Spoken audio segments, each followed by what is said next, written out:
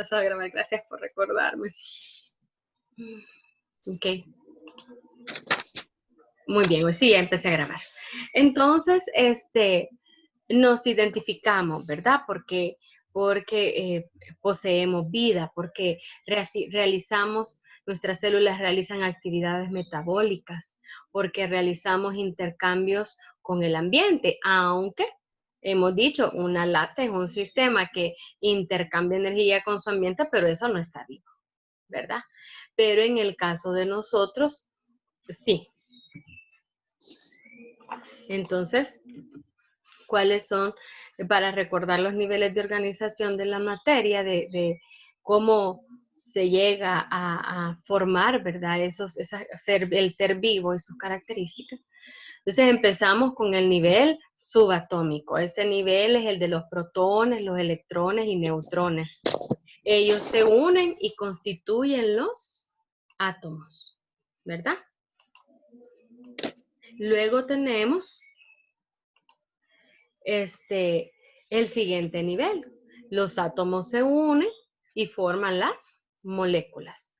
Y estas moléculas, a medida que constan de un mayor número de ellas, se vuelven más complejas y se vuelven macromoléculas, que nosotros ya las vimos, ¿verdad? Que son los carbohidratos, los lípidos, las proteínas y los ácidos nucleicos. Ahora, luego, el nuevo nivel, dice, de organización surge de la propiedad más notable, es decir, la vida, ¿verdad? Y se forman organismos unicelulares o multicelulares, es decir, que los organismos vivos están compuestos de células. Puede ser una célula y por eso es un organismo unicelular. O pueden ser muchas células y por eso es un organismo multicelular, ¿verdad? Y distinguimos, si ustedes se recuerdan en la subproblemática, ¿verdad? Que hay dos tipos de células, las procariotas, que son células que ustedes se recuerdan, no tienen un núcleo separado, ¿verdad? Son células más simples, y las eucariotas, ¿verdad? Que ellas tienen más organelas y tienen funciones más complejas, ¿verdad? Entonces, una de las características de los seres vivos es que poseemos células, ¿verdad? Y en el caso de la célula, ¿verdad? Eso es muy importante porque eso es lo que determina la unidad básica de todos los seres vivos. Y por eso es que dice, hay similitudes en una amplia diversidad de organismos, porque todos poseemos células con funciones similares. Ahora, las células se organizan y tienen funciones similares, entonces forman los tejidos. Aquí tenemos el caso del tejido conectivo, el tejido epitelial, el tejido muscular y el tejido nervioso. Aquí se observan diferentes tipos de células y cómo se agrupan. Ya ustedes van a ver cada uno de esos tipos de tejidos y los van a identificar, ¿verdad? Luego, en los tejidos vegetales, porque aquí en este laboratorio de biología no es solo ver el ser humano, sino otros organismos vivos. Entonces, en el caso de las plantas, ¿verdad? Los que pertenecen al reino vegetal también tienen tejidos. Está el tejido dérmico, el tejido vascular y el meristemo fundamental, o también se llama tejido fundamental. Vamos a ver cada uno de ellos. El tejido dérmico es el tejido encargado de la protección de las plantas y también se vincula al mantenimiento de gases y agua de la planta. Es el tejido que está en las hojas. Si ustedes se recuerdan el video que vimos en relación a la ósmosis, en las hojas están estos poros que se llaman estomas, ¿verdad? Y a través de esos poros, estos que ustedes pueden ver acá, ¿verdad? También aquí tenemos, esto está en la epidermis inferior de las hojas. Ahí están esos poros que son dos células oclusivas y que se abren o se cierran por turgencia y permiten el intercambio de gases, ¿verdad? Dependiendo que la cantidad de agua que tengan, así estas se van abriendo. Si ustedes se recuerdan, debido a que la hoja, ¿verdad?, está expuesta al calor, entonces el agua se va evaporando y entonces los estomas liberan el oxígeno, ¿verdad? Entonces, y absorben CO2, porque eso es lo que hacen las plantitas, ¿verdad? Entonces, esto es en el tejido dérmico que está en las hojas de los vegetales, en las plantas. Ahora, el tejido vascular es el responsable del transporte de agua y los nutrientes de la planta. ¿En dónde está ese tejido vascular? Viene desde las raíces hasta el tallo. También en el video vimos, ¿verdad?, que el agua empieza a subir desde las raíces hasta las hojas. ¿Por dónde es que pasa esa agua y esos nutrientes que lleva el agua? Pasa por el tejido vascular. Y son dos los tipos de tejido vascular.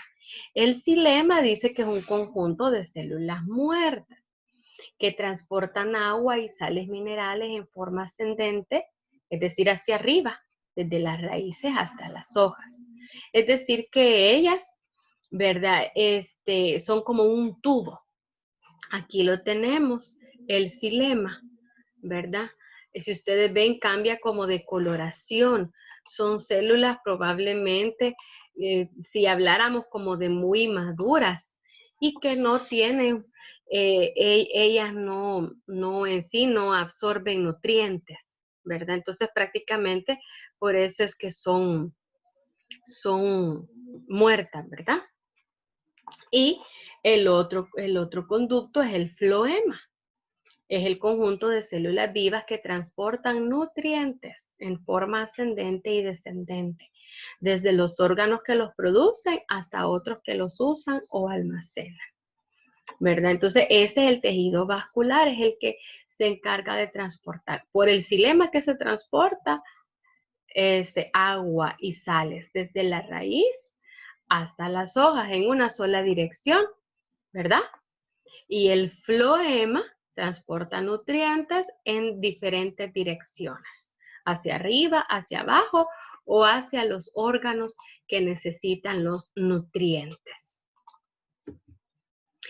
Ahora, el último tejido es el tejido fundamental, ¿verdad? Ese es el conjunto de células más abundantes de la planta y es el responsable de fabricar los nutrientes, de sostener las plantas, ¿verdad? Porque ocupa los espacios entre los otros dos tejidos. Y se pueden distinguir estos tres tejidos fundamentales, el colénquima, el esclerénquima y el parénquima. El colénquima y esclerénquima son tejidos de sostén, tejidos que otorgan flexibilidad y que otorgan rigidez. Y el parénquima es el tejido funcional. O sea que es el tejido que realiza las funciones de fotosíntesis, de almacenamiento de nutrientes y de relleno, ¿verdad? Aquí tenemos un esquema donde vemos todos estos tejidos. Permítanme un momento, solo voy a apagar el micrófono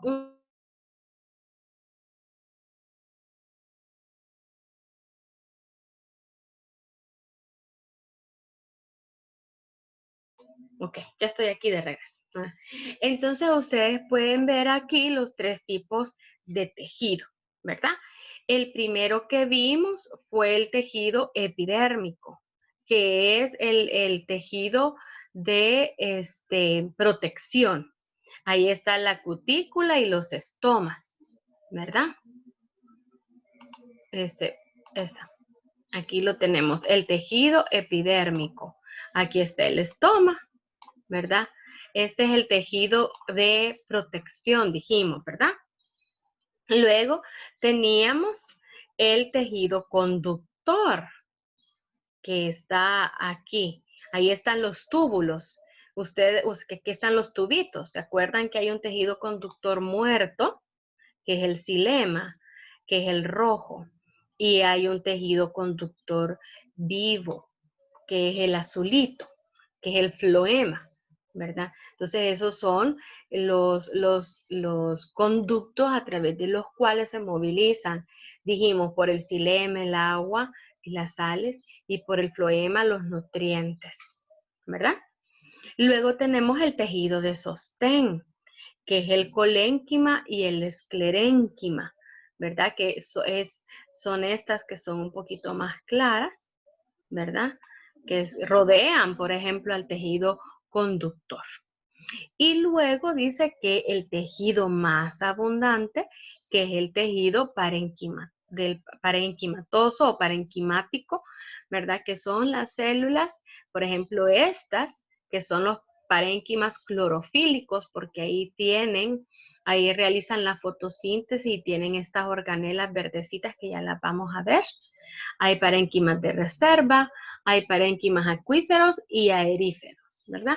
Pero el parénquima, acuérdense que es el tejido funcional, que es el tejido que forma los nutrientes y los almacena. Muy bien. Ahora veamos los plastos o plastidios. Estos son orgánulos de las células de las plantas y de las algas, pero también se pueden, dice, encontrar en animales marinos, ¿verdad? Entonces su función es variada. Puede ser que sean de fotosíntesis. Por ejemplo, aquí tenemos varios plastos, varios orgánulos. Aquí tenemos el cloroplasto. Ay, agarré el dibujo diferente. Aquí tenemos el cloroplasto, ¿verdad? Que es el que realiza la fotosíntesis, ¿verdad? En el caso del amiloplasto, este es el que almacena almidón. En el caso de los carotenoides, estos son los que almacenan los betacarotenos, que son un tipo de lípidos precursores de la vitamina A, ¿verdad? Esos son por lo menos a los que nosotros vamos a estudiar, pero hay otros que su función es síntesis de aminoácidos, almacén de lípidos y azúcares, son las que ya vimos, dan color a diferentes partes de la planta, también son sensores, dice, de la gravedad y participan en el funcionamiento de los estomas, entre otros. Entonces son estos orgánulos u organelos, que ya los vamos a ver más adelante en cada una de las plantas. Los leucoplastos se llaman leucoplastos porque no tienen color, entonces no tienen pigmento, entonces su principal misión es la de almacenar. Y ahí están los que vimos anteriormente, que son los amiloplastos. Pero también están los elaioplastos u oleoplastos, los proteinoplastos, y entonces los amiloplastos almacenan almidón. El elaioplastos u oleoplastos, estos almacenan lípidos, y el proteinoplastos almacena proteínas. Pero si ustedes ven, son plastidios sin color, son leucoplastos. Los cromoplastos son los que tienen pigmentos, los cromoplastos, ¿verdad?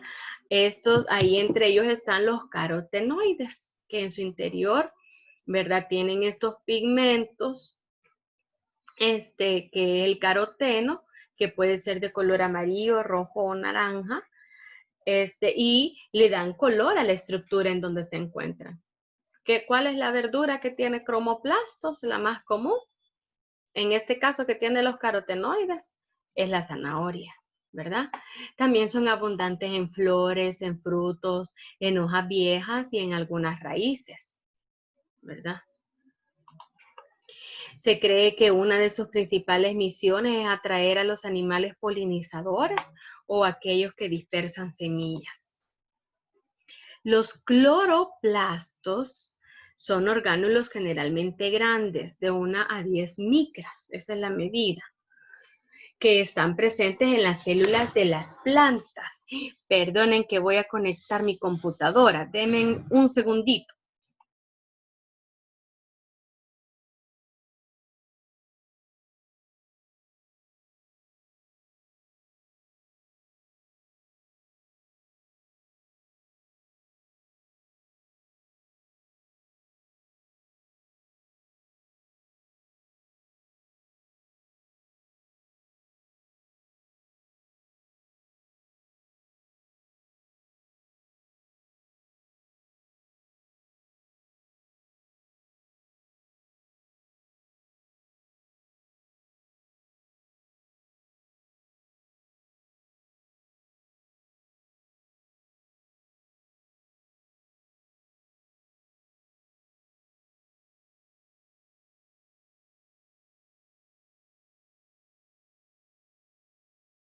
Perdón, ya estoy aquí de regreso.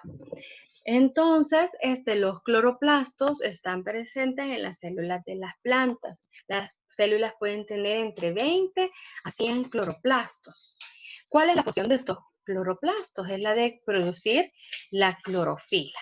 Entonces, realizan la fotosíntesis, ¿verdad? Ok. Acuérdense que cuando los tejidos se unen, pueden formar órganos, ¿verdad? Entonces, tanto las células epiteliales o el tejido epitelial o el conectivo o el nervioso después llegan a formar órganos, como por ejemplo el hígado o el cerebro, ¿verdad? Y luego los órganos son parte de una unidad mayor que es el sistema nervioso, ¿verdad? Entonces, después de los órganos se organizan en sistemas, ¿verdad?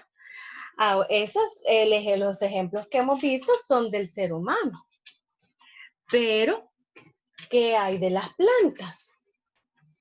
En el caso de las plantas, aquí tenemos la célula epidérmica, ¿verdad? Del tejido de protección, por ejemplo, forma el tejido epidérmico y luego forma el órgano, que son las hojas, ¿verdad? Y esta hoja es parte de un sistema, ya considerando las raíces, los tallos, las flores, los frutos, forman el organismo, que es la planta en su totalidad. Entonces, los órganos vegetales están la raíz, el tallo, las flores, los frutos, las semillas, cada uno de ellos son órganos, ¿verdad? Ok. Ahora vamos al desarrollo del laboratorio. Y tenemos que identificar estos organismos unicelulares, ¿verdad? Estos organismos unicelulares. Generalmente estos organismos los vemos vivos. Ustedes pueden buscar videos de la euglena y ver cómo es el movimiento de este organismo, ¿verdad? Entonces hay diferentes estructuras de esta euglena. Si ustedes ven, tiene como pelito que sale por aquí. Dice que es un flagelo. Y tal como el flagelo en el espermatozoide, el flagelo en la euglena le ayuda al movimiento, ¿verdad? Le ayuda a movilizarse en busca de nutrientes. Sale de ambientes nocivos para entrar a ambientes más aptos para vivir, ¿verdad? Y tiene otros organelos como la vacuola, dice una mancha ocular, un flagelo corto, el núcleo, tiene cloroplasto. ¿Eso qué quiere decir? Si es un cloroplasto similar al que tienen las plantas, es porque puede realizar fotosíntesis, ¿verdad? Muy bien, pasamos ahora al otro organismo de vida, el otro unicelular. Este es el paramecium. ¿Qué estructura utiliza el paramecium para movilizarse? Este es diferente, porque ocupan, miren, todos estos cilios, todos estos chiquitillos que lo tiene todo alrededor de su cuerpo. Este es lo que le ayuda a movilizarse. Vean que otra característica es que posee membrana, ¿verdad? Posee membrana y por lo tanto el otro posee pared. Entonces ya vamos a ver la diferencia, ¿verdad? Y tiene otros organelos también. Tiene una vacuola, vacuolas digestivas. Miren, tiene un sistema digestivo un poco primitivo porque hasta libera sus desechos, ¿verdad? Ok. Este es el otro organismo de unicelular, ¿verdad? Ahora dice la pregunta, ¿cuáles son las estructuras de locomoción de la euglena y el paramecium? ¿Alguien quisiera responder? Pueden ya empezar a escribir las respuestas.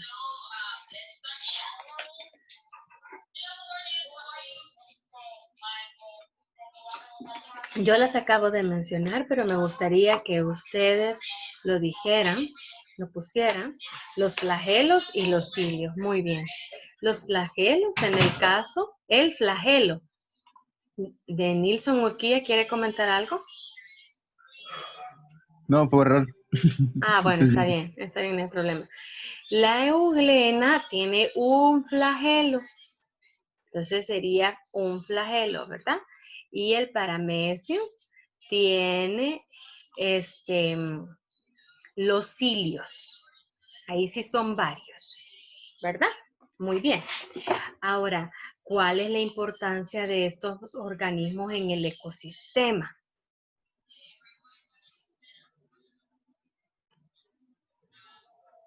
Sí, de acuerdo a su investigación, ¿qué papel desempeñan? ¿Será que solo es para que anden ahí en las aguas de los charcos?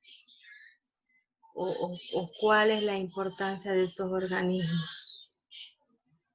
No, no es para la fotosíntesis porque lo hacen las plantas. Forman parte de la cadena alimenticia y son descomponedores del medio. Así es. Así es, entonces sirven de nutrientes o de alimento para otros seres y son descomponedores. ¿Por qué es que cuando se cae un árbol se pudre? ¿Por qué se descompone el animalito que fallece hasta que se deshace? Entonces, estos microorganismos de vida libre, estos organismos unicelulares de vida libre, se encargan de eso. Por eso están en múltiples ambientes, ¿verdad? Y cuando encuentran algo que descomponer, lo deshacen, ¿verdad? Muy bien. ¿Cómo se llama la estructura en el paramecium que está relacionada con la función digestiva intracelular?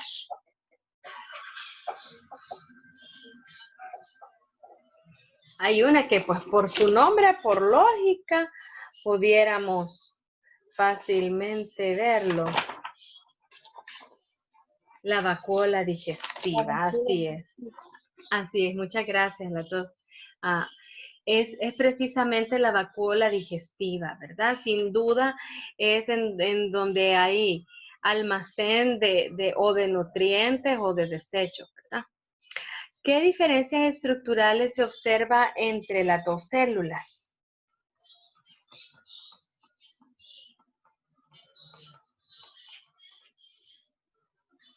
Ujú.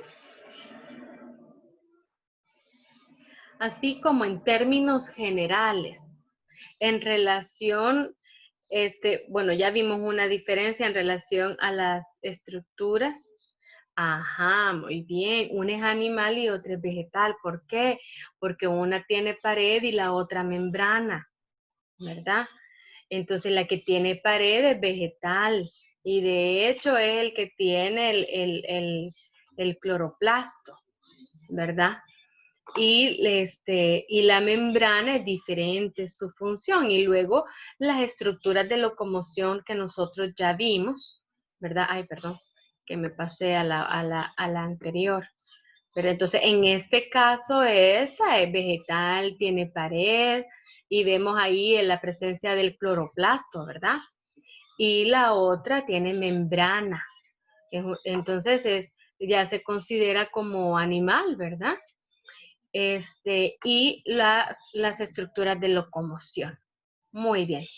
Ahora, dice, desde el punto de vista evolutivo, la estructura y función de estos organismos, según lo que ustedes creen, son células más sencillas o más complejas que las células de los organismos multicelulares. ¿Qué piensan ustedes? Es más sencilla, es muy cierto, es menos evolucionado, así es, ¿verdad? Sin embargo, son estructuras más simples, por eso es más sencilla, es menos evolucionado, tiene estructuras más simples, ¿verdad? Sin embargo, realizan todas las funciones necesarias para la vida, ¿verdad? Y tienen una función dentro de la cadena, ¿verdad?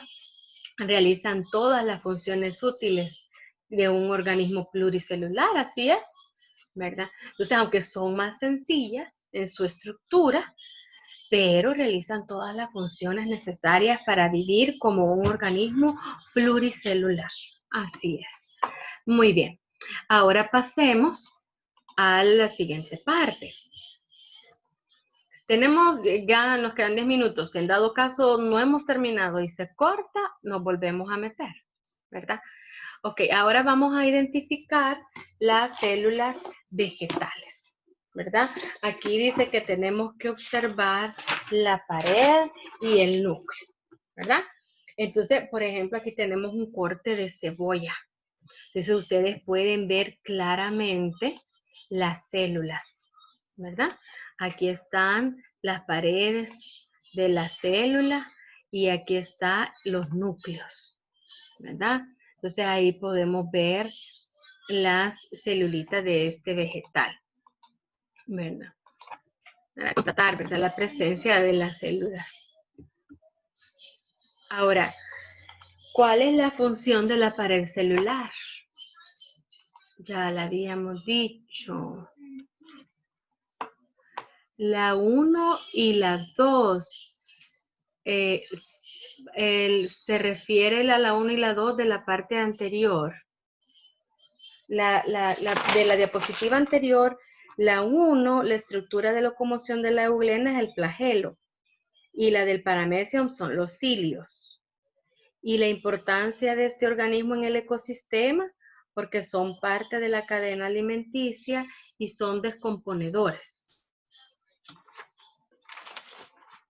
De todas maneras, ahí va a quedar grabado, yo siempre se los paso, ustedes pueden buscar ahí la respuesta. Entonces, en relación a la pared celular, su función es esa, separar el medio externo del interno, dar soporte, ya dijimos también de dar protección, ¿verdad? Como las funciones de la pared celular. Ahora, ¿cuál es el polisacárido más abundante de la pared celular? El polisacárido más abundante que nosotros no podemos digerir es la celulosa, así es. Ahora, ¿cuál es la diferencia entre la estructura de una pared y la membrana? ¿Verdad? ¿Cuál será la diferencia tanto estructural como funcional entre la pared celular y la membrana celular?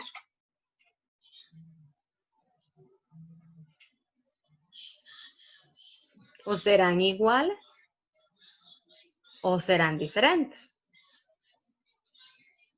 La pared es rígida e impermeable y la membrana es flexible. Entonces, de acuerdo a su estructura, la pared, ¿verdad? No tiene poros a través de los cuales puedan intercambiarse las sustancias, ¿verdad? Y es rígida. Pero la membrana, acuérdense que es permeable o semipermeable y también es flexible. Entonces la membrana permite el paso de sustancias más fácilmente que una pared, ¿verdad? Además de los vegetales, ¿cuáles organismos presentan pared celular?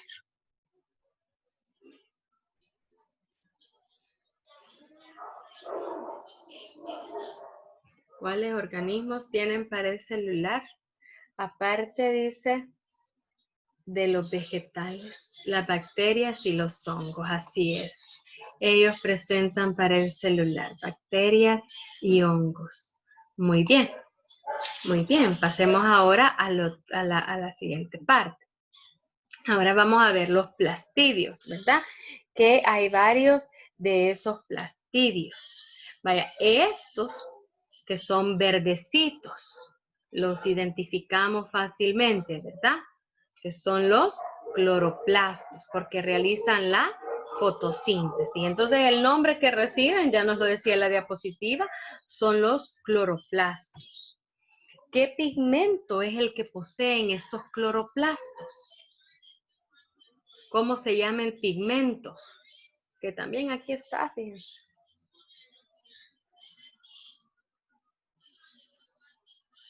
Aprendan a diferenciar porque cromoplastos, ajá, Rafael tiene razón, ya lo vamos a decir. Cromoplastos son todos los plastidios con color. Oigan bien, con M, cromoplastos, son todos los plastidios con color. Ahora, en este caso, los que tienen esa coloración verde son cloroplastos, ¿verdad? Entonces, los cloroplastos tienen clorofila y son verdes, ¿verdad? Y la función que ya vimos, la de los cloroplastos, es que desempeñan la fotosíntesis, ¿verdad? Entonces, hay otros cromoplastos, como ya dijimos, los carotenos que tienen coloración naranja. Entonces, solo quiero que diferencien, ¿verdad? Cromo es porque tiene color. Y de allí, cada uno de los que tienen color van a tener diferentes nombres. Cassandra dice que levantó la mano. Si tiene algo que decir, puede decir. Pasemos ahorita a la siguiente. Aquí tenemos a la izquierda el caroteno, ¿verdad? Que tiene una coloración naranja, es un cromoplasto, ¿verdad? Y en la derecha tenemos a los leucoplastos. Estos no tienen color. Acuérdense que en este caso el leucoplasto es el nombre general para todos los plastos que no tienen color, ¿verdad? Vamos a seguir viendo esta diferencia, ¿verdad? En el caso, aquí tenemos que llenar. ¿Qué color tienen? La clorofila, ya dijimos que el color es verde, ¿verdad? Ya lo habíamos dicho. El licopeno, ¿qué color tiene? No es lípido, porque los lípidos ya vimos que son de los leucoplastos, ¿verdad? Pero este es licopeno. ¿Alguien pudo investigar ese pigmento? El caroteno, ya sabemos que el color es naranja, porque ya lo dijimos. Muy bien, el licopeno es rojo. Así es, el licopeno es rojo. Y los leucoplastos, lo que acabo de decir, son todos los que no tienen color, ¿verdad? Entonces, ¿cuál es la importancia de cada uno de ellos? En el caso de la clorofila ya dijimos que su función es de fotosíntesis. Ahora, el licopeno, ¿cuál será la importancia del licopeno? De esa coloración roja y que nos mandan a comérnosla. Si los leucoplastos son blancos, así es, blancos o puede ser incoloros, ¿verdad? O sea, porque realmente es que no tienen coloración, los leucoplastos, que se ven blancos, ¿verdad? Pero realmente son sin color. Ahora, este colorante rojo, que por eso dicen que comamos tomate, que comamos las fresas, todas esas frutas rojas, previene la oxidación del colesterol extraño. Entonces son antioxidantes. El licopeno es antioxidante, muy bien. Y el caroteno, ya lo mencionamos, que es precursor de la vitamina A, entonces ayuda a la visión. Y los que no tienen color almacenan diferentes sustancias. Vimos que almacenan almidón, proteínas, lípidos y aminoácidos. El PSA